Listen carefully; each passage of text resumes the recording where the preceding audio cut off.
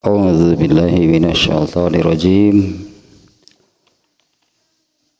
Yasinan ya, surat Yasin masih awal.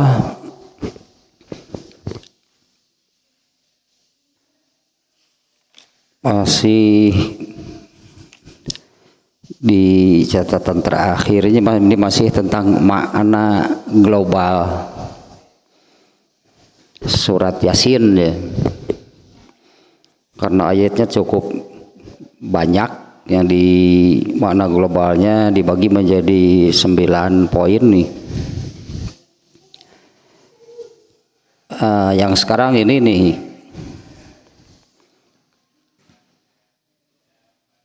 ada bagian yang ketiga gitu ya dari surat Yasin ini, atau poin ketiga. Allah membuat perumpamaan tentang kaum yang mendustakan rasul-rasul mereka ya, dan itu terjadi sejak rasul pertama.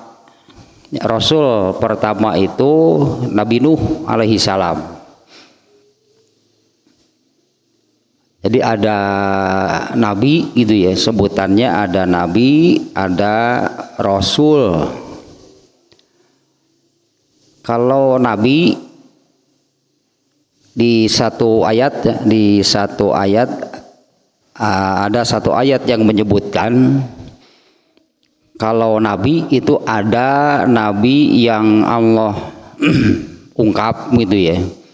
Ada yang Allah ungkap, ada yang Allah buka, Allah beritahukan itu kepada Rasulullah SAW. Ada juga yang tidak sama sekali.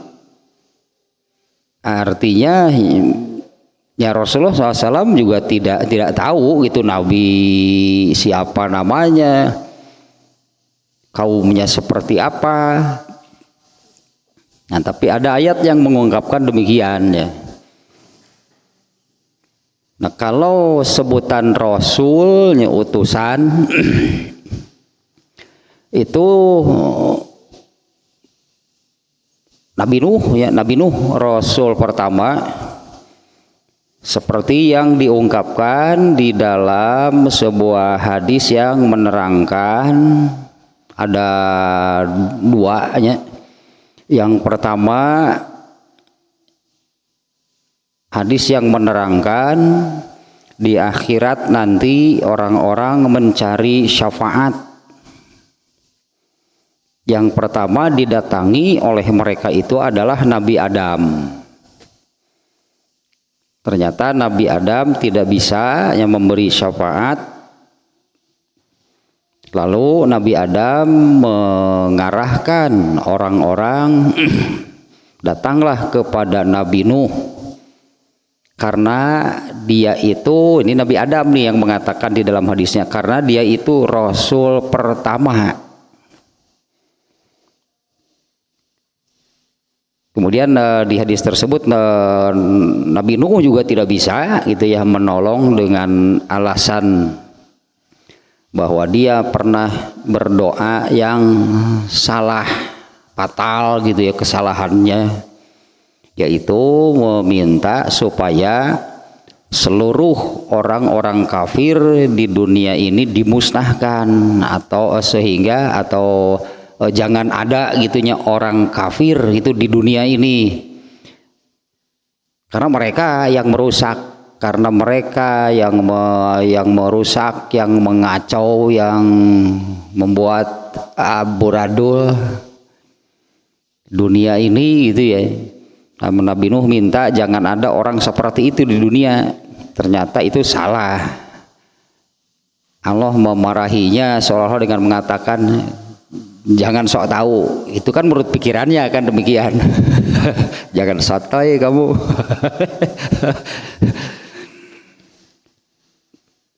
Nah, kemudian satu lagi di dalam hadis yang ini juga baru-baru ini ya diungkap kemarin. Ketika orang-orang yang beriman dibangkitkan pada hari kiamat, surga ditampakkan, sehingga ya orang-orang pasti ingin segera ke sana. Ternyata untuk menuju ke surga itu harus menyeberang sebuah jembatan. Nah, mereka minta juga kepada Nabi Adam supaya bisa menolong, terutama membukakan pintu surga. Nabi Adam menolak, nah, karena dengan alasan dulu aku diusir dari sana. Kemudian Nabi Adam mengarahkan juga kepada Nabi Nuh, ya alasannya sama. Itunya Rasul pertama. Nah, kembali ke sini nih, Allah membuat perumpamaan kaum-kaum yang mendustakan,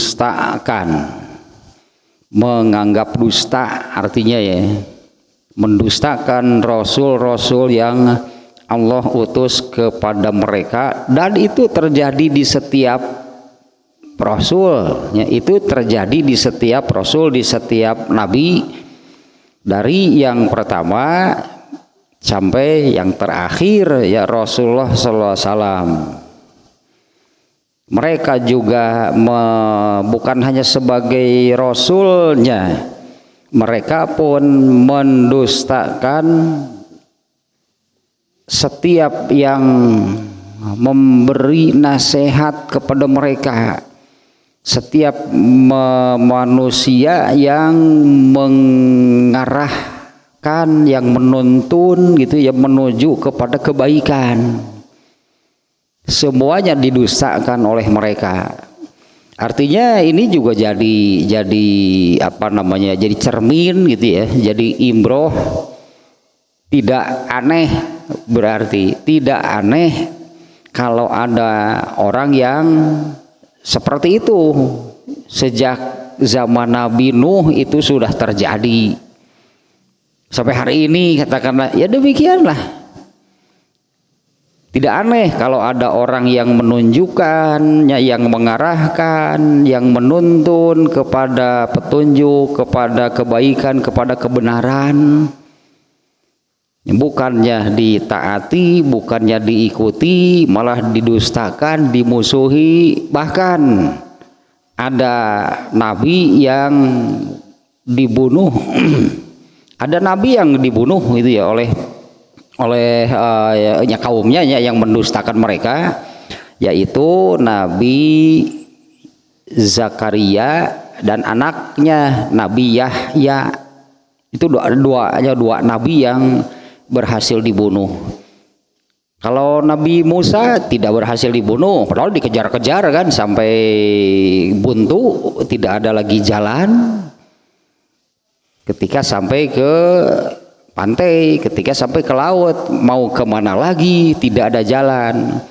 Kemudian oleh Allah kan dibukakanlah laut sehingga menjadi jalan. Kemudian Nabi Isa juga dikejar-kejar. Nabi Isa dikejar-kejar hingga sampailah di satu bersembunyi gitu ya, di dalam sebuah gua. Selamat sebetulnya, ternyata ada pengkhianat yang menunjukkan di mana Nabi Isa berada. Orang ini kemudian menuntun ya musuh disebutnya ya, jadi musuh-musuh Nabi Isa ini sampai ke dalam gua. Ada ternyata ketika di dalam gua Allah mengubah wajah badan orang yang menunjukkannya ini menjadi Nabi Isa. Nabi Isa sendiri seperti di salah sebuah ayatnya di dalam ayat Al-Quran, Nabi Isa sendiri oleh Allah diangkat ke langit dan nanti akan diturunkan lagi, entah kapan, tapi hari ini belum. Hari ini belum ada, tapi ada ayatnya yang menerangkan demikian. Nabi Isa itu diangkat oleh Allah dengan jasadnya, Sehingga Nabi Isa ini sekarang ya hiduplah di sana seperti apa? Gak ada penjelasan. Tidak ada penjelasan ya. Nabi Isa itu di dalam ayatnya disebutnya diangkat ke langit, kemudian dengan jasadnya hidup ya. Ya jangankan Nabi Isa, yang lain yang kita katakan sudah mati saja hidup sebetulnya kan. Mereka yang dikatakan mati itu kan sebetulnya hidup. Mereka yang sudah meninggal itu kan ruhnya dikeluarkan dari jasad dalam keadaan hidup. Dibawalah oleh malaikat maut dalam keadaan hidup, dimasukkan ke alam barzakh, hidup di sana. Hidup di alamnya mereka sekarang gitu ya. Kalau kita masih menjalani kehidupan dunia, mereka yang sudah habis jatah hidupnya di dunia dipindahkan hidupnya di tempat yang lain, yaitu di alam kubur atau alam barzakh. Apalagi yang ini untuk perbandingan ya. Ini kalau Nabi Isa itu Allah mengatakan bahwa Nabi Isa itu diwafatkan. Wafa itu artinya cukup. Wafa itu artinya cukup. Jadi untuk saat itu ya, bagi Nabi Isa tugasnya sudah selesai sampai di sana. Cukup sampai di sana gitu ya. Tugas Nabi Isa ya oleh Allah ternyata ya demikianlah. Nabi Isa pada aneh ti lahirna keneh itu. Nabi Isa itu kan aneh sejak lahir kan. Aneh sejak lahir itu kan lahir tanpa ayah. Kemudian sudah bisa berbicara sejak bayi. Termasuk ada 5 rasul yang diberi kelebihan lah dibandingkan dengan rasul-rasul yang lainnya, yaitu Nabi Musa, Nabi Ibrahim, Nabi Nuh, Nabi Isa, kemudian Rasulullah SAW. Ini yang disebut dengan ada 5 nabi yang disebut ulul azmi. Artinya diberi keistimewaan lebih lah dari nabi-nabi yang lainnya. Yaitu ada 5 ya, Nabi Nuh, Nabi Ibrahim, Nabi Musa, Nabi Isa, dan Rasulullah SAW. Itu Nabi Isa salah satunya. Nabi Isa itu aneh sejak lahir, kemudian apalah bahasa tanda kutip berartinya wafatnya juga aneh. Karena wafatnya itu oleh Allah diangkat, dibawa oleh Allah, diangkat dengan jasadnya, dan kalau di dalam Al-Quran disebutnya ditempatkan di langit dan hiduplah di sana. Nah kalau andai muncul dalam pikiran kita gitu ya, Nabi Isa sebagai manusia hidup di langit, hidupnya itu seperti apa? Makannya apa? Makannya di mana? Makannya apa di mana itu di langit? Kita bandingkan nih dengan hadis yang ini. Ayat Al-Qur'an ya yang menerangkan itu kemarin juga, ini baru-baru ini juga ini terbawa nih. Yaitu surat Ali Imran ayat 169 yang mengatakan, janganlah sekali-kali kamu mengatakan mereka yang gugur di medan perang itu mati. Itu ayatnya demikianlah kurang lebihnya. Kalau sambil dibuka silahkan Ali Imran 169. Jangan sekali-kali kalian mengira mereka yang gugur di medan perang itu mati, bahkan mereka itu hidup, kami memberi rezeki kepada mereka. Nah ternyata itu kan yang mati syahid itu ini ada hadis yang menerangkan ya, mereka yang mati syahid itu oleh Allah ditempatkan di tempat khusus di bawah arasy, di bawah kerajaan atau tempat tinggalnya Allah, di sebuah rongga di dalam hadisnya seperti rongga burung berwarna hijau yang penuh dengan cahaya. Dari sana mereka sudah bebas keluar masuk surga. Mereka sudah tuh masuk surga. Aduh, eta deh kami takut eta. Aduh, mereka ini sudah bebas keluar masuk surga. Ya, masuk surga, ya pasti menikmati surga. Kembali lagi ke tempat aslinya mereka di sana. Ini keistimewaan orang yang mati syahid.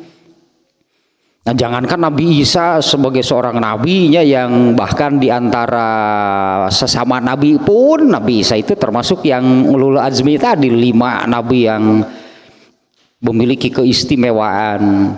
Jangankan nabi yang mati syahid saja keistimewaannya sedemikian rupa. Boleh disebut tidak ditempatkan di alam kubur, di alam barzakh seperti umumnya orang meninggal, di tempat khusus, di satu tempat di bawah arasy. Dari sana mereka bebas keluar masuk surga. Ini sekalian banyak lebar ya menu iya ya. Inilah keistimewaan, itunya keistimewaan yang Allah berikan kepada mereka yang mati syahid, yang gugur di medan perang karena membela agama Allah. Lebar itu iya. Ternyata hal ini bukan hanya Allah berikan kepada mereka. Ya, hal ininya yaitu tinggal di sana di bawah arasy dengan keistimewaan itu, mungkin yang paling istimewanya adalah mereka sudah diperbolehkan keluar masuk surga. Yang lain sudah di alam barzakh, yang lain yang lain kan di alam barzakh.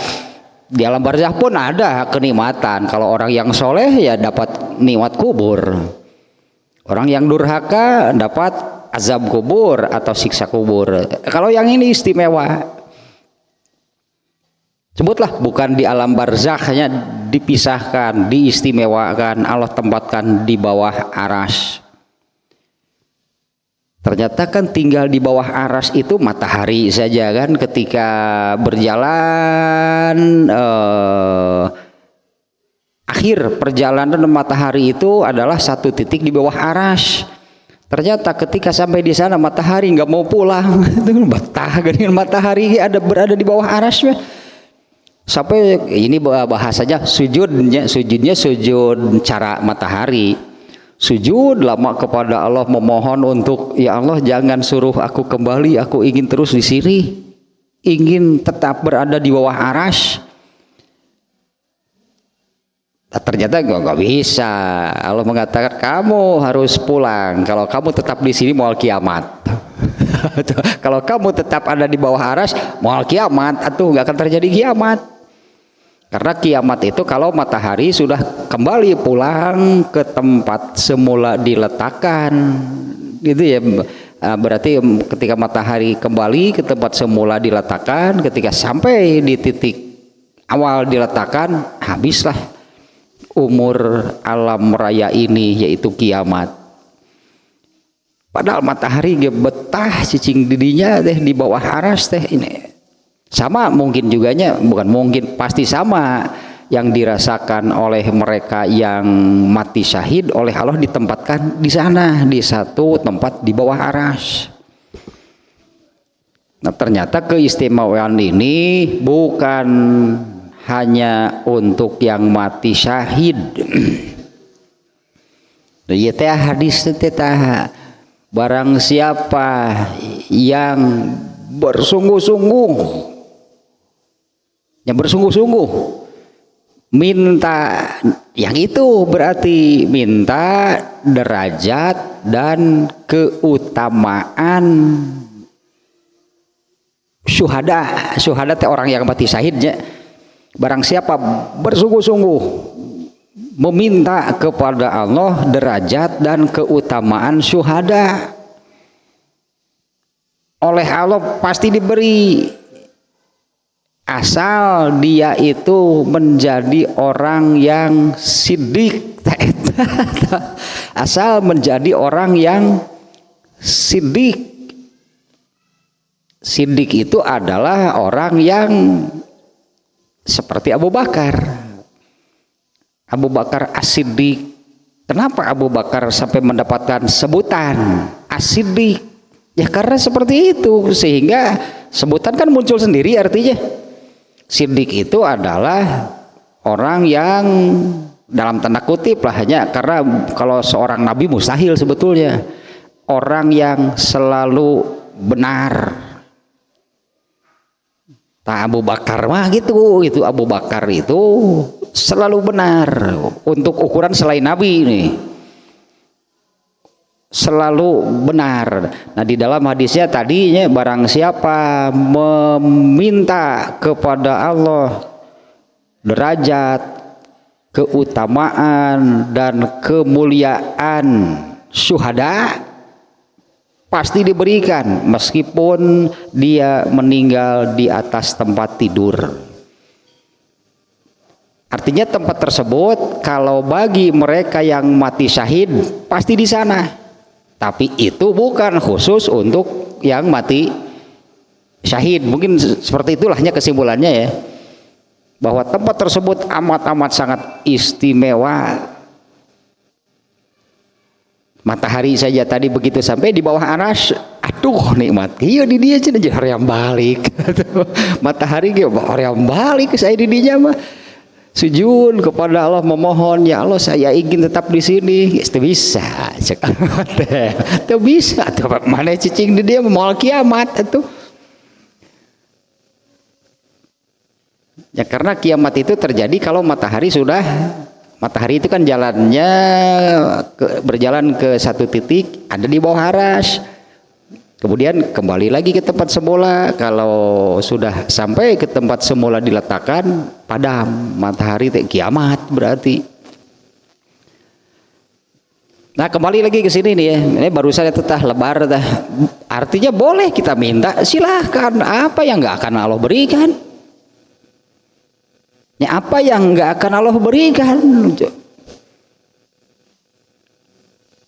Indikasinya begini.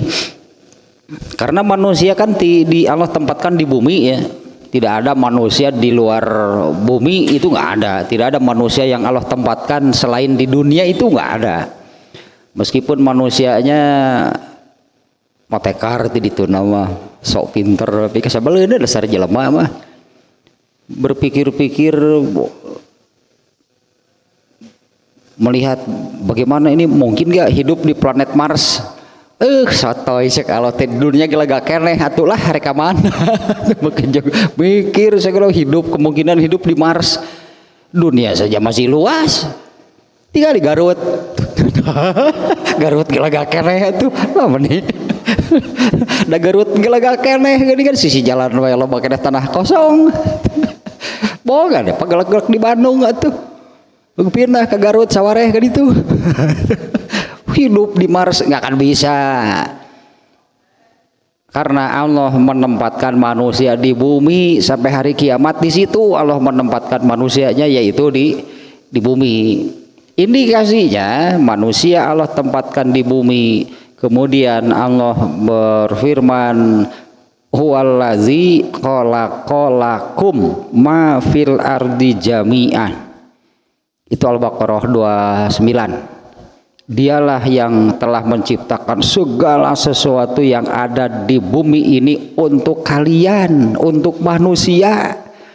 Jadi segala-galanya itu untuk manusia. Nah, Allah mau mengadakan surga untuk siapa?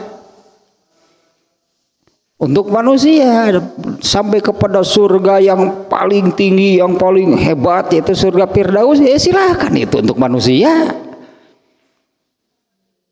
Hanya manusianya saja yang ada pika sebelen pika sebelen nanti hari surga yang numpang luhurna hari amal kumaha manehna. So ada eta teh kitu sebetulnya. Eta teh anu ahmak teh anu dungu tah manusianya.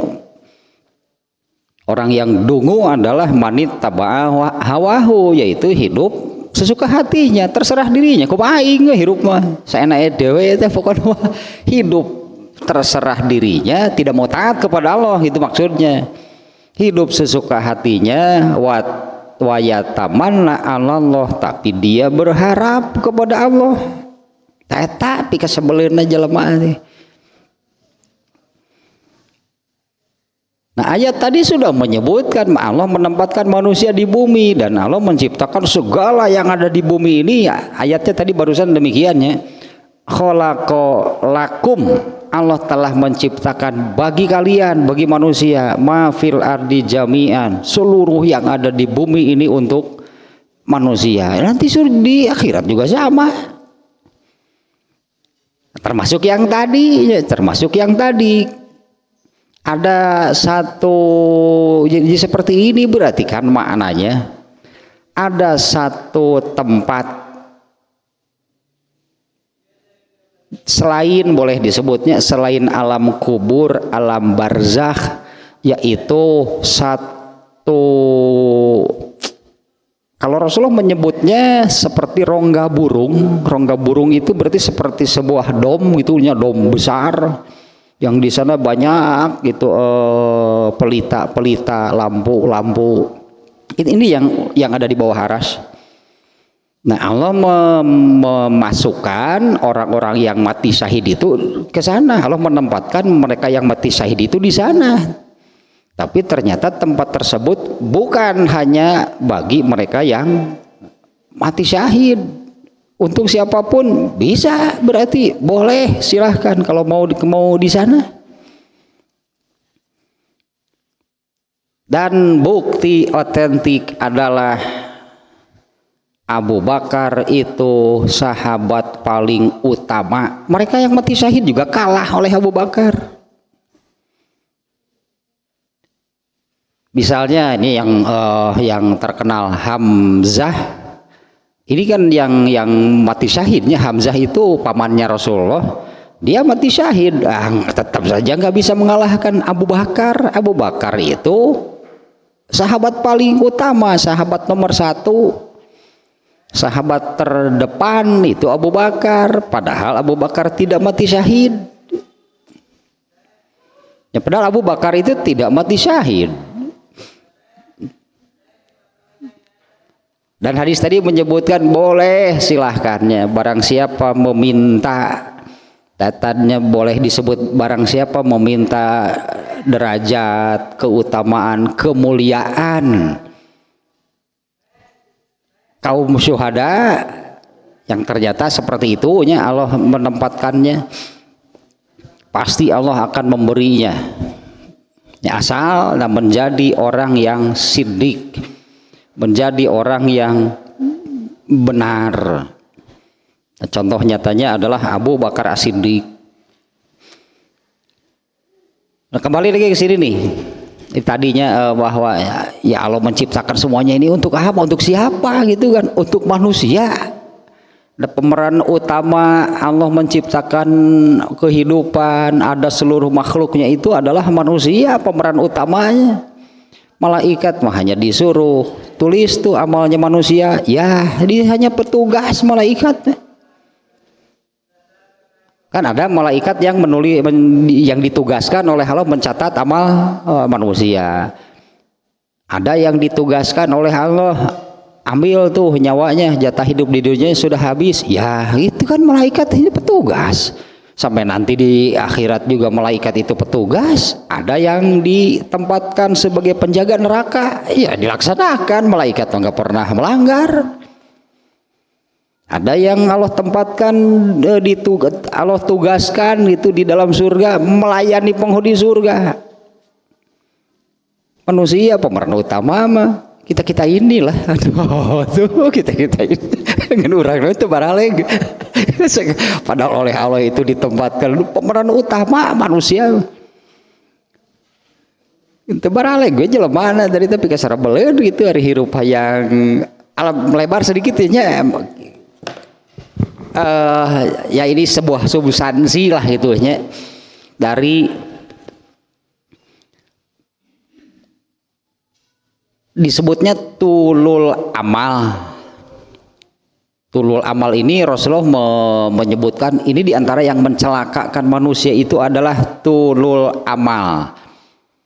Amalnya pakai alifnya, kalau dalam bahasa Arabnya bukan pakai ain. Kalau pakai ain mah amal perbuatan berarti. Kalau ini amal harapan, angan-angan. Nah manusia ini tulul amal itu panjang angan-angan, yaitu panjang angan-angan itu untuk di dunia. Ada 3, 1 tentang umur atau hidup di dunia, panjang angan-angannya, jadi inginnya hidup lama di dunia. Dan semakin tua manusia tulul amalnya semakin besar. Justru kalau kita melihat begini ya, kalau yang masih muda mungkin lah. Kalau yang masih muda melihat orang yang sudah sangat tua, itulahnya. Orang yang masih muda melihat orang yang sudah sangat tua. Tapi menurut anak muda aslinya, sekolot teh teu eulem, itulah cek orang Sunda mah.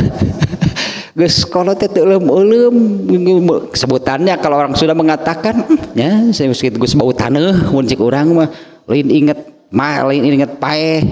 Justru ini manusia nih. Justru semakin tua tulul amalnya semakin jadi.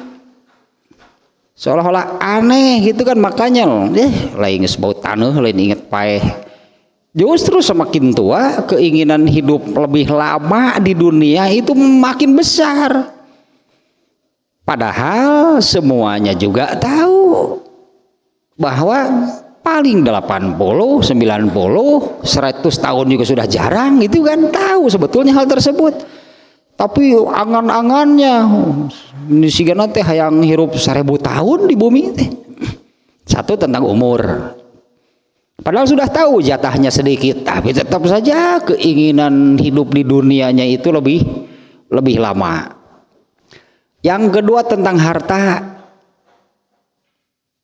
Ini tulul amalnya panjang angan-angan tentang harta. Semua manusia sama, ingin memiliki harta yang banyak. Sampai ada sebutan gak akan habis 7 turunan. Padahal dia juga menyadari sebetulnya, emang kalau misalnya nih ya, kalau ada seseorang misal punya harta, itu tuh semacam penguasa apa, sultannya bebas. sultan begitu, apalagi Timur Tengah kan, kalau dirupiahkan ratusan triliun, kapal pesiarnya saja harganya 6,5 triliun. Sugan teh kumaha nih segede jenil, segede pelok, aduh dibeli dasar jelema loba sultan bebas. Jelema loba duit mah gitu tah, lieur tungtung mah. Eta kapal pesiar, kapal pribadi sih, bukan kapal pesiar besar. Sugan teh gede gitu, pek tinggi kunci urang segede jenil gitu. Sabaraha hargana? 6,5 triliun, karena semuanya serba lapis emas. Oh gitu, ungkul kahayang nanti. Berapa dari ratusan triliun misalnya ya, berapa banyak sebetulnya yang benar-benar terpakai oleh dirinya sampai meninggal, berapa banyak? Yang terpakai mas sebetulnya kan apa yang dia makan, apa yang dia pakai sampai rusak tidak bisa dipakai lagi. Eta anu bener-bener kepake untuk dirinya kan hanya sekian, gak akan banyak. Tapi tetap saja sudah memiliki harta sekian pun masih ingin bertambah berlipat-lipat lagi. Eta tulul amal tentang harta. Padahal sadar bahwa yang terpakai oleh dirinya itu hanya sedikit, yang dimakan berapa banyak. Nah, yang biasa doh ya teh, apa kalau soal makan mah emang makannya sehari 20 kali, kalau sultan enggak lah, sama saja 3 kali kan paling kan, 3 kali makan, ya salah makan pagi, makan siang, makan malam gitu wongkul. Makan pagi nasi kuning di sangguan. Gitu lah paling oke. Atuh sok aya ngemil gitulah. Paling oke jam 10 ya tukang siwanki di sangguan. walau moal nu kadahar teh cek urang Sunda mah emang sedek kumaha ari kadut jelema atuh barina ge. Tapi tulul amal tentang hartanya, wah ingin memiliki harta sebanyak-banyaknya. Yang ketiga tentang kebebasan. Ini tentang kebebasan di tulul amalnya manusia. Manusia itu ingin hidup bebas di dunia. Nu tadi tah orang yang dungu itu yang seperti itu. Wanita hawahu yaitu hidup mengikuti keinginan dirinya. Padahal selama di dunia ini kan mestinya hidup mengikuti keinginan Allah yang benar. Allah ingin bagaimana? Ikuti keinginan Allah, itu kan mestinya demikian. Padahal ketiganya ini oleh Allah akan diberikan ternyata. Oh ingin hidup lama, cek Allah teh boleh saya beri. Tapi kan bukan di dunia, biar bagaimanapun dunia ini serba terbatas. Ketiganya ini akan Allah berikan di surga nanti. Manusia ingin hidup berapa lama? Ternyata di surga sudah agak dijatah ribu tahun, sekian ribu, enggak abadi. Eta tulul amal yang sesungguhnya. Ternyata akan Allah berikan, tapi nanti di surga, jangan sekarang. Kemudian harta juga sama. Coba di surga nanti seseorang diberi harta berapa banyak oleh Allah. Kan yang paling jelek nih ya, orang terakhir yang masuk surga, kapling surganya, jatah surganya 10 kali luasnya dunia, pek tah eta teh nu panggoreng patutna. Kan diberi harta juga kurang apa, banyaknya tidak terhingga. Kemudian tentang tadi kebebasan di surga, bebas di surga itu Allah sudah tidak akan memerintah begini, tidak akan memerintah begitu. Boleh dianggap jadi terbalik. Selama di dunia manusia itu harus mengikuti keinginan Allah. Nanti di surga Allah mengikuti keinginan manusia. Allah nggak akan menuntut apa-apa. Manusia yang menuntut banyak kepada Allah dan Allah pasti mengikutinya. Sok dibalik, ngetok ayeuna atuh tong hayang ayeuna. Nyari ayeuna mah ingin itu tulul amal gitunya tentang umur, ingin berumur panjang, cek Allah teh sok atuh rek nepi ka mana? Apa ari tahun teh 100 tahun geus sarampeolan. Sagala karasa. Terus nu saangkatan geus areueuh hayang paeh tungtungna mah. Tungtungna mah aya tungtungna mah ai hirup teh. Ngeunah-ngeunah na hirup teh hayang tibra hese tuh keras semakin tua pada kitu pasti hayang tibra hese dahar geus sagala teu meunang ku dokter teu dicarek pang-pang batur ngobrol sasama geus eueuh mun jeung sasama puguh ngobrolkeun halu hawu pipir itu pago ayeuna ngomong jeung burudak ayeuna paling kepo ayeuna aku semua nyambung anjing burudak ayeuna mah mung hayang buru-buru paeh tungtungna mah nya cek Allah teh ongkoh cenah hayang panjang hayang lila hirup di dunya teh.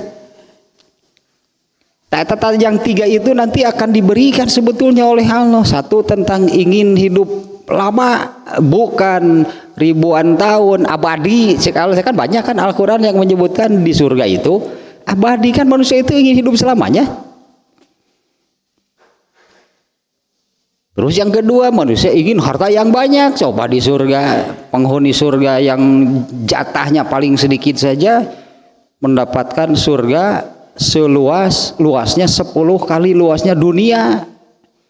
Entah yang paling tingginya, yang paling seperti apa jatahnya. Kemudian tentang ini yang ketiga, tulul amalnya manusia, harapan angan-angannya itu ingin hidup bebas. Padahal nanti oleh Allah juga diberikan. Tidak akan ada tuntutan apapun, tidak akan ada lagi perintah, larangan bagi penghuni surga. Tadinya di surga nanti benar hirup aing kumaha aing kunaon bebas sih hirup orang malaikat moal bisa ngagugat dirinya mah Allah juga sudah tidak akan di antaranya ini nih ya kalau kenikmatan dari Allah itu di surat Luqman ayat 20 Allah menyebut kenikmatan Allah itu zohiratan wa batinatan. Kita menyebutnya kenikmatan lahir batin. Zohiratan wa batinatannya wa asbago alaikum ni'amahu zohiratan wa batinah. Itu ayat di surat Luqman ayat 20. Allah sudah menyempurnakan bagi kalian kenikmatannya, baik itu kenikmatan lahir ataupun kenikmatan batinnya, zohiratan wa batinatan. Memang demikian. Jadi ada kenikmatan lahiriah, ada kenikmatan batiniah. Karena memang manusianya kan terdiri dari lahir dan batin. Manusia mah lahir teh apa yang nampak, batin teh apa yang tidak nampak. Itu lahir teh apa yang nampak dan apa yang tidak nampak. Jadi manusia itu terdiri apa yang nampak yaitu jasad. Berarti kenikmatannya untuk jasad yang bersifat jasadiah. Yang tidak nampaknya adalah ruh. Nah, kenikmatan juga ada berarti kenikmatan untuk ruh. Di surga nanti manusia bagaimana? Sama di surga pun gitu nanti manusia itu terdiri dari jasad dan ruh. Karena kan nanti manusia itu setelah ketika dibangkitkan di akhirat kan diberi jasad yang baru itu kan, manusia itu nanti diberi jasad yang baru. Di surga pun itu nanti ada kan, surga pasti hanya kenikmatan. Di dalam surga itu juga nanti kenikmatannya tetap ada dua, ada kenikmatan lahiriah, ada kenikmatan batiniah. Di surga juga sama. Kalau kenikmatan lahiriah apa ya? Yang bersifat jasadiah, makanan, minuman, bidadari, pemandangan, istana, itu bersifat jasad. Kenikmatan batinnya, nih diantaranya kenikmatan batinnya setelah penghuni neraka masuk neraka, penghuni surga masuk surga, artinya sudah selesailah prosesnya hingga akhirnya yang mereka yang harus masuk neraka, yang masuk surga masuk surga. Allah mendatangi penghuni surga atau Allah datang ke surga. Kemudian mengatakan, aku haramkan murkaku atas kalian selama-lamanya. Taeta kenikmatan batin dari Allah. Aku ridho kepada kalian. Taeta nikmat kebatin diridhoi oleh Allah.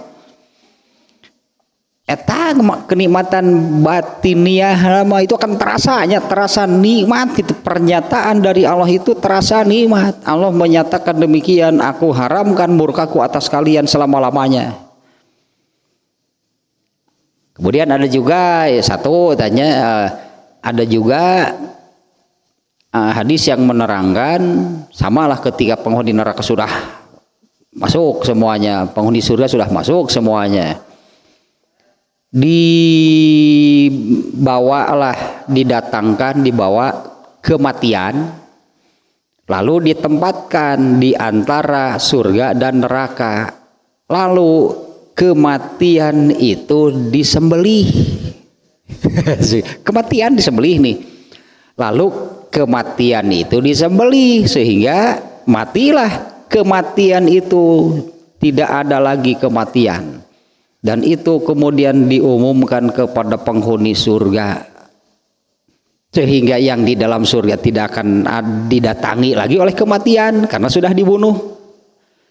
Kemudian penghuni neraka juga sama, tidak akan didatangi oleh kematian karena kematiannya sudah disembelih, sudah dibunuh, sudah dihilangkan. Maka berita tersebut berita tersebut, pengumuman tersebut menambah nikmatlah, itulah menambah kenikmatan atau rasa nikmatnya berada di dalam surga itu bertambah berlipat setelah mendengar berita tersebut. Tak kenikmatan batin berarti. Tapi bagi penghuni neraka mendengar pengumuman tersebut, semakin menderitalah mereka karena mereka tahu sekarang bahwa mereka tidak akan mati dan berada di dalam neraka.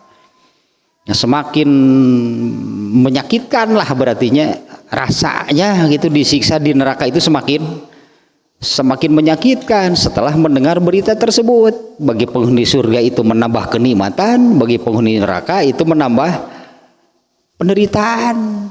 Tetap batin berarti. Sama berartinya di dunia ini, di dalam surat Luqman tadinya, di dunia ini ada kenikmatan yang bersifat lahiriah, ada yang bersifat batiniyah, karena memang manusianya terdiri dari lahir dan batin. Ada bagiannya beda, kenikmatan lahiriah untuk jasadnya, kenikmatan batiniyah itu untuk ruhnya. Di surga juga ternyata nanti sama. Jadi ya, kembali lagi ke jalan yang benar. Ini sedang menerangkan ini. Iya tuh lebih mitin nanti dia. Ya di dalam surat Yasin ini ya, Allah menerangkan kisah-kisah perumpamaan kaum-kaum yang mendustakan rasul-rasul yang Allah utus kepada mereka. Ya ternyata itu ya dimulai sejak Rasul yang pertama, yaitu Nabi Nuh, sampai Rasul yang terakhir sama nasibnya. Bahkan ada Nabi yang berhasil dibunuh, yaitu Nabi Zakaria dan Nabi Yahya. Kalau Nabi Musa dikejar tapi tidak berhasil dibunuh, Nabi Isa dikejar juga tapi tidak berhasil dibunuh. Oh tidinya tadi bibit mengkolna teta tidak Nabi Isa.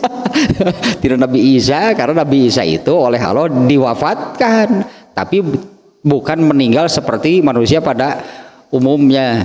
Bagaimana Nabi Isa hidup di langit? Jangankan Nabi Isa, yang tadilahnya orang yang mati syahid saja sedemikian rupa kehidupannya di bawah aras, apalagi Nabi Isa. Nah tentunya para rasul baik yang berhasil dibunuh ataupun yang tidak berhasil dibunuh, karena bukan hanya didustakan oleh kaumnya, ya bahkan itu jelasnya mereka itu,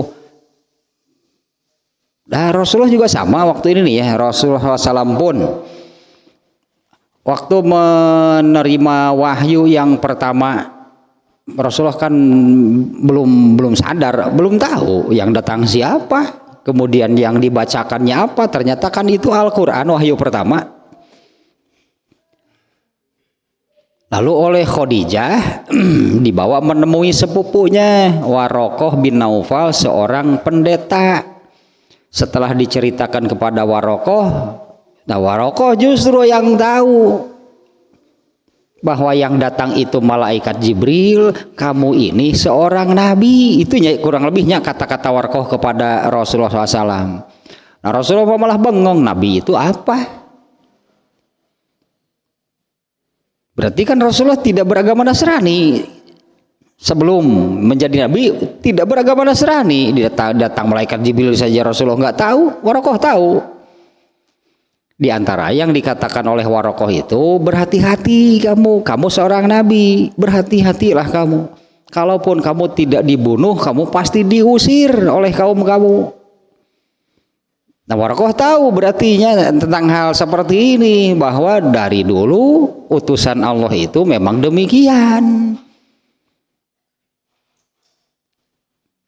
Ya Rasulullah juga sama, dikejar hendak dibunuh waktu hijrah kan, Rasulullah dikejar hendak dibunuh.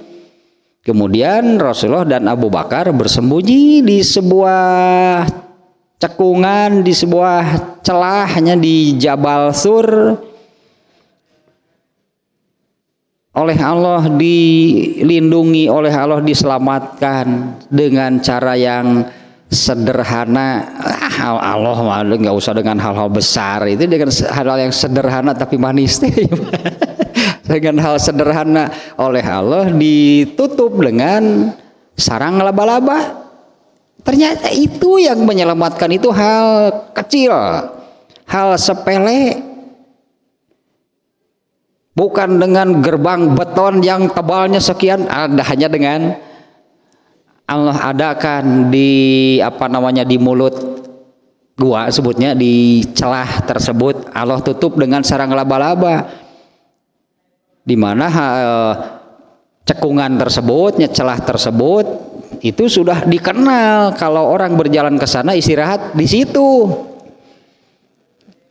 Nah, orang-orang jahiliyah yang mengejar Rasulullah juga berpikir ke sana bahwa mungkin Rasulullah ini nih istirahat bersembunyi di sini.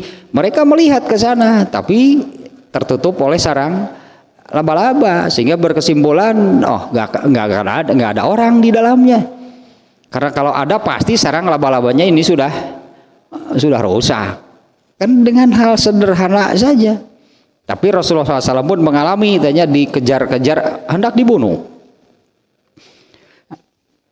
Nah, pada akhirnya para rasul yang semuanya tunduk gitunya, semuanya taat melaksanakan tugas dan amanah yang Allah bebankan kepada mereka dengan segala resikonya. Nabi Zakaria, Nabi Yahya kan ya itulah resiko. Katakanlah resiko menjadi seorang nabi, terbunuh. Rasulullah juga akan mengalami berbagai macam hal yang sampai kepada hal yang menyakitkan tadilah secara lahir dan batin, ya. Baik secara fisik Rasulullah merasakan, secara batin juga merasakan. Itulah resiko yang harus mereka tanggung. Tapi mereka semuanya itu tunduk patuh, itu taat melaksanakan tugas amanah yang Allah bebankan kepada mereka. Mereka pasti masuk surga. Para nabi pasti masuk surga, tapi mereka yang mendustakan pasti masuk neraka. Ya, mereka yang mendustakannya itu pasti masuk neraka. Nah, kemudian Allah ini nih di rangkaian ini ya, di rangkaian poin yang ke berapa di sini, ketiga nih. Kemudian Allah selain menuturkan menuturkan kisah kaum terdahulu yang mendustakan setiap rasul yang Allah utus, Allah pun menerangkan akibat. Allah menerangkan juga akibat dari mereka mendustakan rasul yang Allah utus itu, akibatnya apa. Nah, Allah juga terangkan akibatnya seperti apa. Misalnya kaum Nabi Nuh sudah Allah terangkan akibat yang mereka terima apa ketika mendustakan Nabi Nuh. Intinya azab dari Allah. Kalau kaum Nabi Nuh diazabnya itu dengan Allah yang memerintah nih. Allah yang memerintah kepada Nabi Nuh itu untuk membuat sebuah kapal besar. Ternyata saat itu Nabi Nuh hidup di gurun, kalau membuat kapal dari apa gitu dibuatnya, masa dari pasir. Nah, Allah memerintahkan supaya menanam. Ternyata 40 tahun melaknat itu. Menanamnya itu 40 tahun ternyata. Kalau untuk Rasulullah mah kepanjangan 40 tahun, Nabi Nuh kan umurnya 950. Jadi 40 tahunnya sakedeng segitu. Waduh. Karena umurnya juga 950 tahun Nabi Nuh. Kalau untuk Rasulullah gitunya Coba tanam pohon yang nanti kayunya untuk membuat kapal 40 tahun. Lila, umurnya 23 Rasulullah kaburu maut. Oh, jadi nabinya saja umur 40 gitu kan. Andai kalau Rasulullah itu diperintahkan tanam pohon nanti kayunya untuk membuat sebuah kapal. Berapa lama ini kayunya? 40 tahun. Atuh meureun kaburu ngeusan jadi nabi lagi. Jadi nabi lagi apa aja umur Rasulullah itu 63. Ternyata setelah 40 tahun itunya pohonnya itunya sudah besar, jadi ditebang kemudian dibuat. Nah, ini kan yang kita nggak ngerti bagaimana gitunya dulu proses menebangnya bagaimana. Kemudian melahanana itu melahan kaina kumaha teh baheula teh duka lah tong di pikiran pokoknya jadi lah kapal ya, jadi sebuah kapal besar kan, karena itu untuk mengangkut semua orang yang hidup saat itu, bukan hanya manusia tapi juga dengan binatang-binatang bawa, karena kalau nggak ada binatang yang dibawa nanti di dunia nggak ada binatang.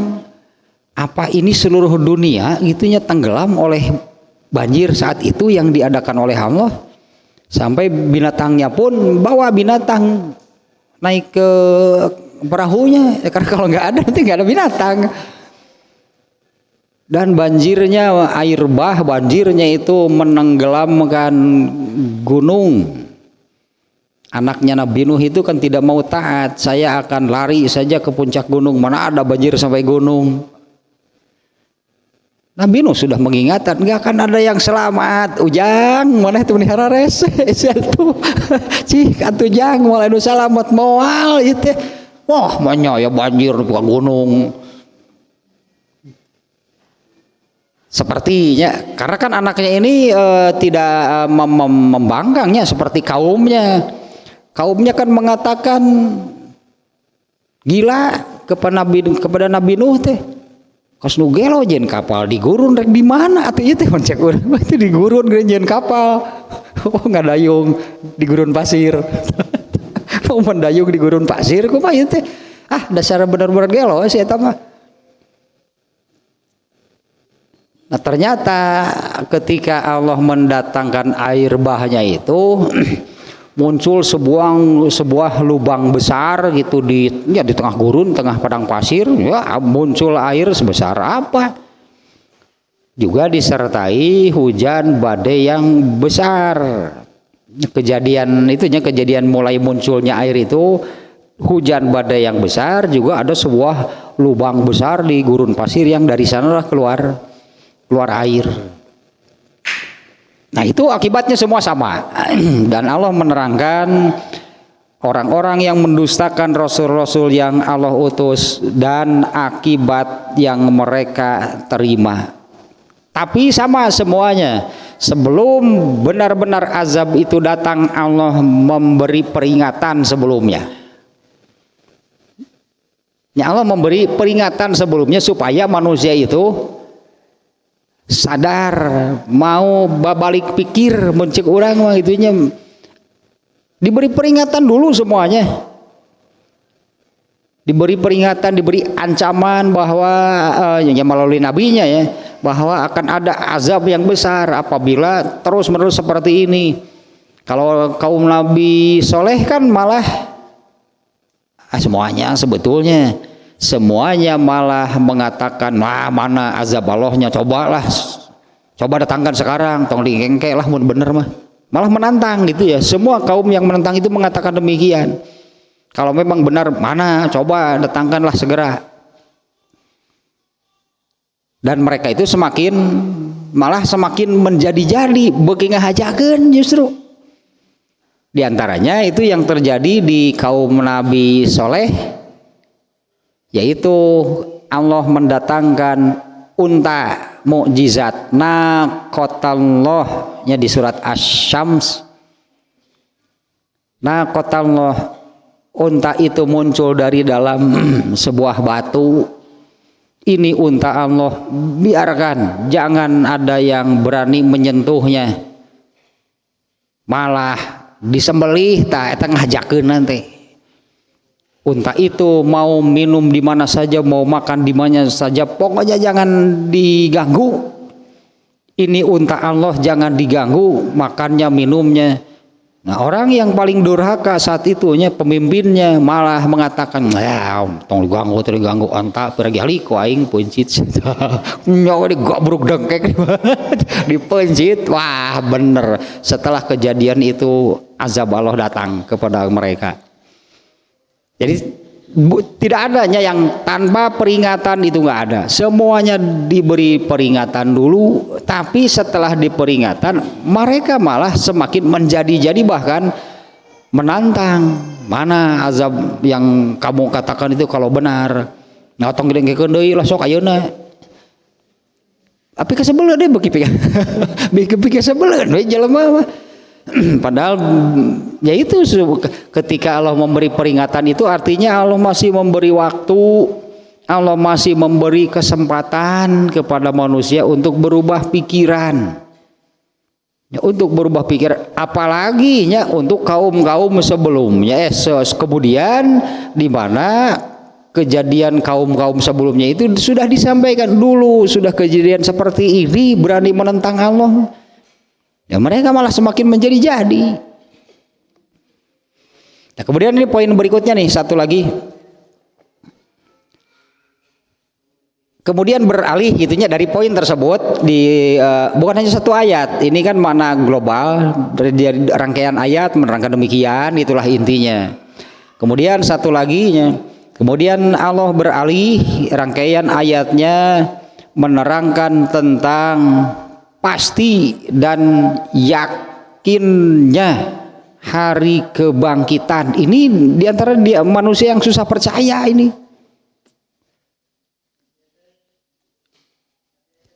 Menerangkan kepastian gitulah dan yakinnya hari kebangkitan, atau bahwa manusia itu akan dihidupkan kembali. Karena kalau menurut akal manusia, mereka yang sudah meninggal dunia sudah hilang. Akal pasti hanya sampai di sana kemampuannya.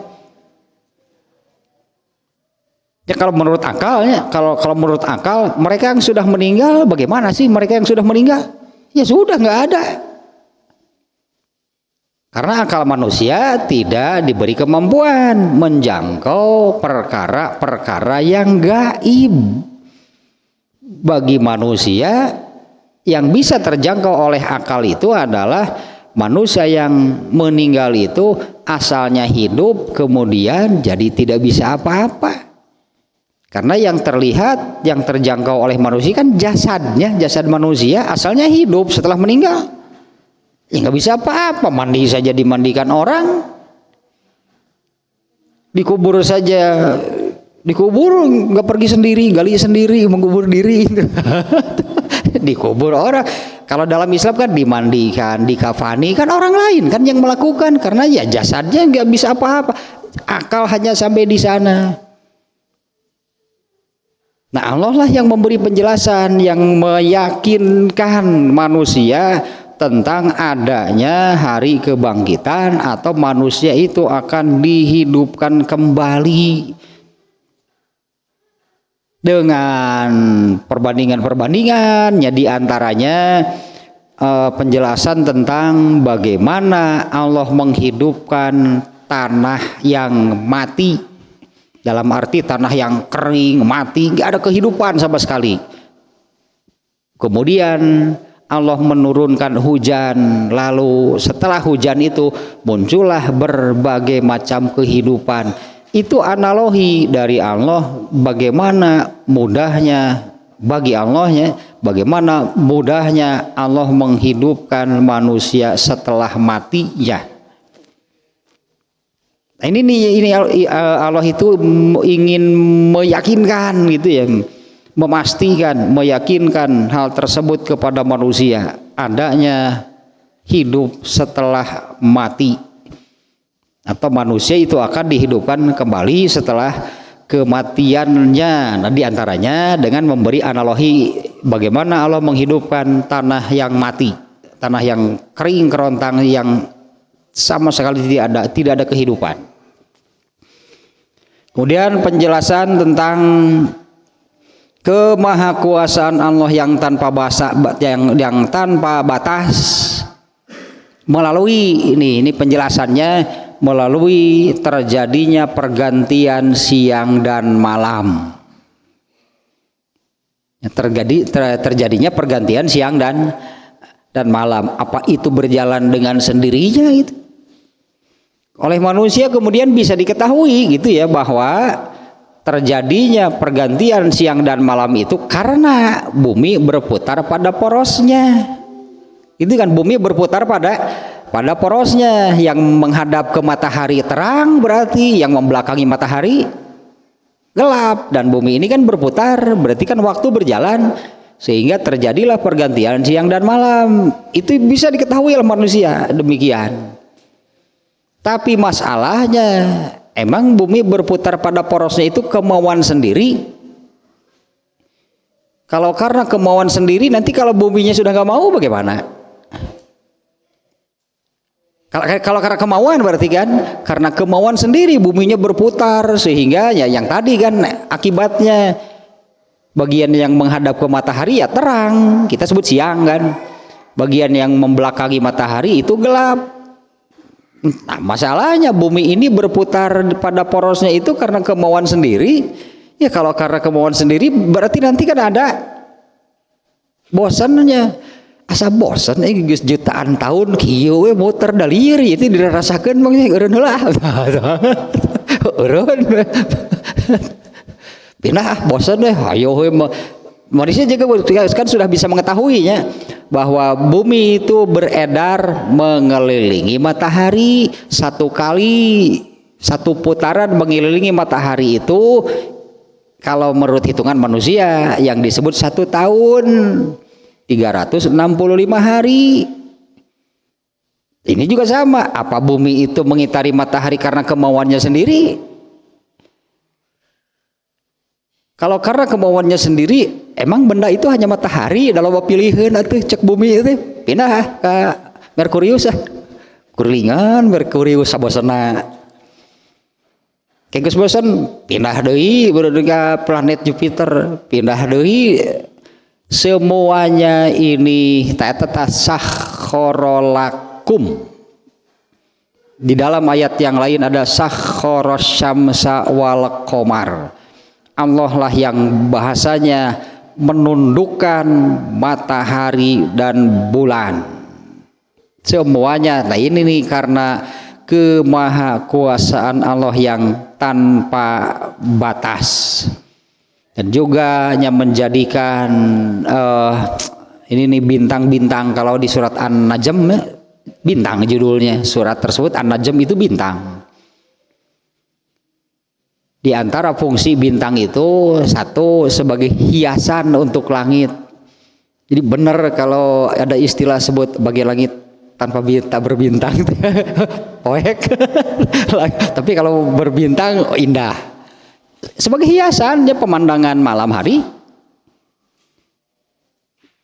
Nah, kemudian juga di antara fungsinya yang disebutkan itu untuk menjadi petunjuk arah. Jadikan kompas. Kemudian setiap bulannya itu yaitu lainnya yang eta teh dina surat eta mah nu kamari di surat Fatir juga adanya. Setiap bulan itu kan berubah-ubah bentuknya, kita sebut menjadi rasi bintang. Nah, itulah ada Leo, ada Libra, timbang sana timbang sini Libra mah pokoknya mah timbang sana timbang sini Libra mah ada lambang negeri eta timbangan kiloan eta lambang negeri kiloan. Allah menjadikan bintang dengan banyak fungsi, bahkan salah satu fungsinya yang disebutkan oleh Allah adalah untuk melempar setan. Ketika setan itu datang mencuri-curi obrolan antara Allah dan malaikat Jibril, itu urusan gaib, tapi Allah menerangkan demikian. Ternyata bintang itu salah satu fungsinya yaitu untuk melempar setan. Ketika setan itu mendengar itu obrolan Allah dan malaikat Jibril, di mana obrolan ini terjadi tiap malam. Setan suka datang mencuri-curi berita. Baru terdengar 1-2 kata sudah dilempar, tapi itu sudah cukup bagi setan. Bukan berita utuh gitunya terdengarnya, bukan. 1-2 kata itu sudah cukup. Kemudian ya setanlah yang membuat, melengkapinya dengan kemauannya sendiri. Nah itu yang hal tersebut itu kemudian setan itu berikan kepada cek bahasa Sunda mah kukutan setan disebut lagi, yaitu paranormal, dukun, apalagi lah sebutannya orang pintar. Kukutan setan, beritanya itu dari setan, di mana beritanya itu tidak utuh, karena yang dari Allahnya mungkin hanya 1-2 kata. Nah ini naon ya maksudnya, karena yang didapat hanya 1 kata. Kumaha setan ngarang tungtung nama, ya diberitakanlah kepada kolehanya dari kalangan manusia nu ngararacau nu lalieur yang sesat, itu Pak tetah dukun paranormal apalah sebutannya. Nah dan juga diantara ini ya dalil kemahakuasaan Allah itu tasyirus safin fil bihar, bagaimana perahu itu bisa berjalan laju di atas air. Nah yang kemudian kan ini juga luas masalahnya. Kenapa bisa demikian? Berarti kan yang kemudian nih ya oleh manusia itu ditemukan kan ukurannya itu air gitu, ukurannya itu air, yaitu berat jenis sebutannya. Ada yang berat jenisnya lebih kecil dari air, berarti kalau dimasukkan ke dalam air dia akan mengapung. Kalau berat jenisnya lebih besar dari air, kalau dimasukkan ke dalam air dia tenggelam. Nah itu kemudian bisa ditemukan oleh manusia, bagaimana supaya sesuatu itu bisa mengambang gitu di atas air. Di zaman Nabi Nuh keneh Allah memerintahkan tanam pohon, karena kayu berat jenisnya lebih kecil dari air, kalau dimasuk ke dalam air pasti mengambang. Ya itu dari dulu juga sudah seperti itu hukum alam. dari dulu juga sudah seperti itu hukum alam. Saat itu belum bisa ditemukan, coba buat kapal selam, enggak juga sih Allah belum memerintahkan kapal selam. Saat itu hanya memerintahkan membuat sebuah kapal yang besar ya, dan Allah memerintahkan untuk menanam pohon, karena kayu itu berat jenisnya lebih kecil dari air, kalau dimasukkan ke air pasti mengambang. Tahu selatah 2 poin tanya barusan 2 poin, kalau di dalam suratnya dari ayat sekian sampai ayat sekian, itulahnya yang 2 poin tersebut berarti 2 rangkaian ayat. Yang pertama tadi tentang perumpamaan kaum-kaum yang mendustakan Nabi dan akibatnya, intinya demikian.